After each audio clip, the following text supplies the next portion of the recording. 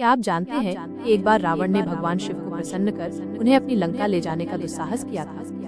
यह कोई साधारण घटना नहीं थी, बल्कि भक्ति, अहंकार और दैवीय लीला का एक अद्भुत संगम है, जिसका रहस्य शिव पुराण की रावणेश्वर कथा में छिपा है। कहानी कुछ यूँ है। लंकापति रावण, जो अजय शक्ति का प्रतीक था, उसने भगवान शिव को प्रसन्न करने के लिए घोर तपस्या शुरू की। उसकी तपस्या इतनी प्रचंड थी कि उसने अपने 9 सिर एक एक करके अग्नि में अर्पित कर दिए। जब वो अपना 10वां और अंतिम सिर चढ़ाने ही वाला था, तब भोलेनाथ उसकी निष्ठा से प्रसन्न होकर प्रकट हो गए। शिव ने स्नेहपूर्वक कहा, वर मांगो रावण। रावण की आंखों में एक अजीब सी चमक थी। उसने वर मांगा, हे प्रभु, आप मेरे साथ लंका चलिए। मैं आपकी भक्ति करना चाहता हूँ, आपको सदैव अपने पास रखना चाहता हूँ। भगवान शिव मुस्कुराए। उनकी मुस्कान में ब्रह्मांड का गहरा रहस्य छिपा था। वे रावण के साथ चलने को तैयार हो गए, लेकिन एक शर्त रखी।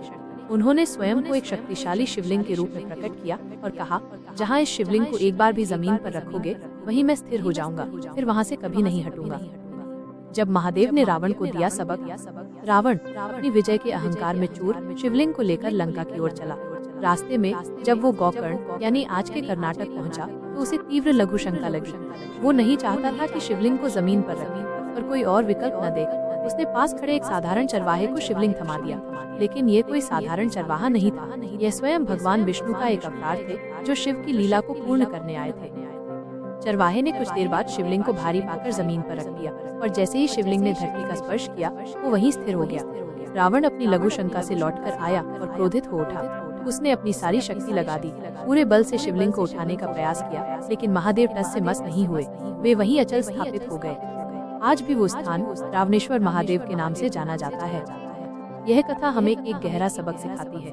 यह बताती है कि भक्ति में भी जब अहंकार आ जाए या जब भक्त शिव के साथ छल करने का प्रयास करे, तो स्वयं शिव भी उसका साथ छोड़ देते हैं।